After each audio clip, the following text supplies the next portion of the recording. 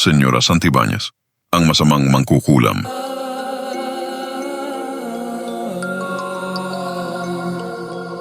Sa gitna ng lumang baryo ng San Isidro, nakatirik ang isang lumang mansyon na matagal nang iniwasan ng mga tao, ang Santibanez Mansion. Sa likod ng malalaking bintanang may kurtinang kulay itim at sa ilalim ng malabo nitong ilaw, naninirahan si Senyora Santibanez, isang matandang babae na kilala sa baryo bilang isang mangkukulam. Noong kabataan pa raw ni Senyora, isa siyang magandang dalaga na mayaman at makapangyarihan. Ngunit sa kabila ng kagandahan, nagtatago sa puso niya ang matinding inggit at puot.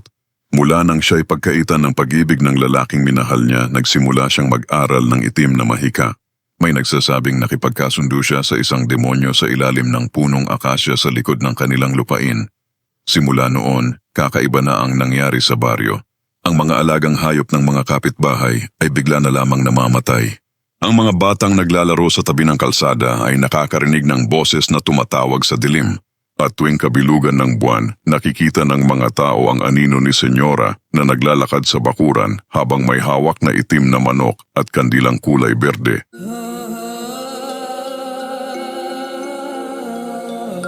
Isang gabi, may batang nagngangalang Nilo na nawala matapos maglaro malapit sa mansyon.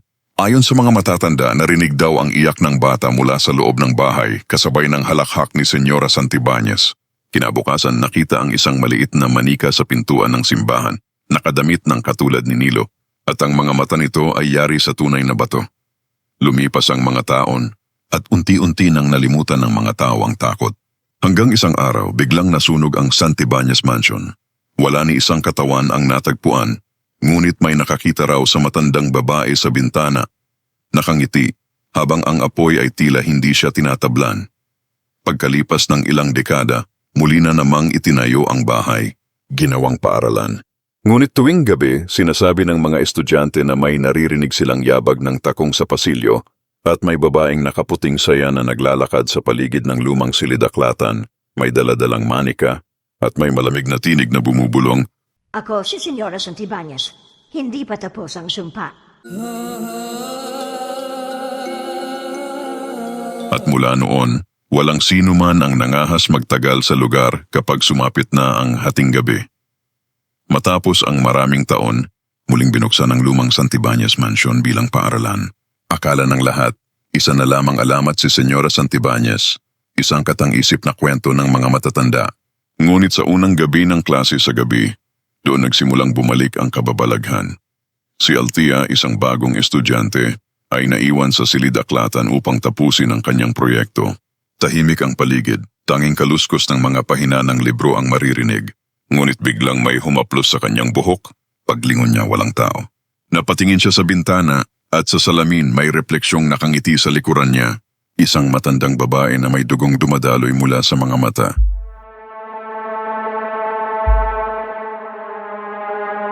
Sa sobrang takot, tumakbo siya palabas, ngunit ang pasilyo ay tila nag-iba. Ang mga pader ay nabalot ng itim na usok. At sa kisame ay nakasabit ang mga manikang gawa sa tela. Lahat ay may pangalan ng mga estudyante sa paaralan. Ang ilan sa mga manika ay umiiyak, ang iba ay humihikbi ng mahina.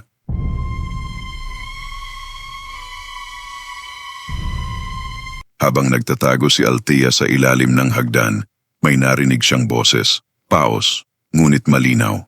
Althea, hindi mo dapat binuksan ang aklat. Napatingin siya sa tabi at sa kanyang mga kamay ay isang lumang librong itim na hindi niya maalalang binuksan. Ang pamagat, mga ritual ni Santibanez. Sa sandaling binuklat niya ito, biglang lumamig ang hangin. Mula sa likod ng libro, lumabas ang isang kamay kulubot may mahabang kuko at humila sa kanya papasok. Sa madilim na silid kung saan siya nadala, nakita niya ang mga dating estudyanteng nawala. Nakaupo, hindi gumagalaw, parang mga manika.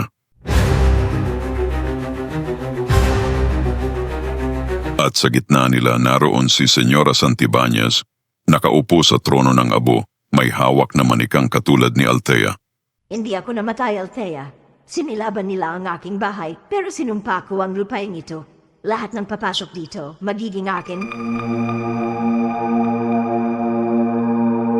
Sumigaw si Althea, ngunit walang tinig na lumabas. Isa-isang nagliyab ang mga kandila sa paligid at nagsimulang kumilos ang mga manika.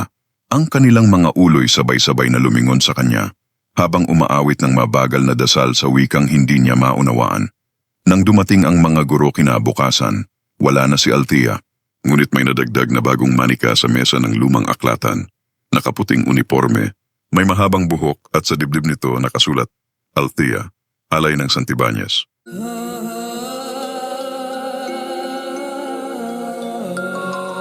Mula noon, bawat estudyanteng nagtatangkang mag-overnight sa paaralan ay nakakakita ng babaeng nakaputing saya, may dalang manika at may mahinang tinig na bumubulong sa dilim.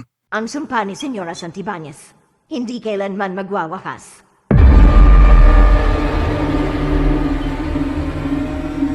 Matapos mawala si Althea, kumalat ang takot sa buong baryo ng San Isidro. Wala nang gustong pumasok sa Santibanez Mansion. Ngunit isang gabi dumating ang isang matandang albularyo mula sa kabilang bayan, si Mang Lucio. Ayon sa kanya, dati niyang nakilala si Senyora Santibanez at alam niya kung paano niya makakamit ang kapayapaan. Bitbit ni Mang Lucio ang lumang rosaryo at isang bote ng langis na tinatawag niyang luhang banal. Pumasok siya sa mansyon sa oras ng hating gabi, kung kailan pinakamalakas ang mga kaluluwa. Sa sandaling tumapak siya sa loob, nagsimula na ang mga halakhak ng mga espiritu. Ang mga pinto ay nagsarahan, at ang mga kandila ay biglang nagliyab. Mula sa kisame, bumaba ang malamig na hangin, kasabay ng anyo ni Senyora Santibanez. Nakalutang siya sa ere, ang kanyang mga matay nagliliyab na parang apoy, at sa kanyang kamay ay hawak ang manikang si Althea. Hindi mo ako mapapalayas, Lucio. Ang bahay na ito ay akin.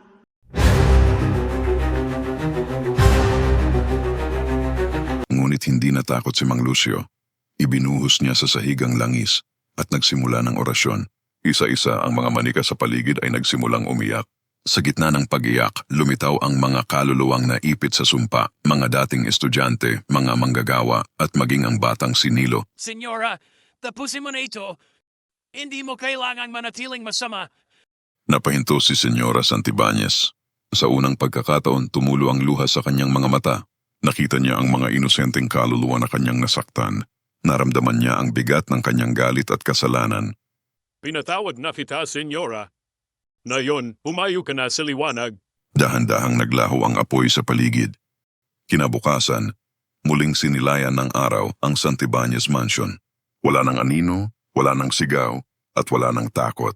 Sa halip naroon ang katahimikan at bango ng mga bulaklak sa hardin, mga bulaklak na dati tuyo at patay, muling binuksan ang paaralan.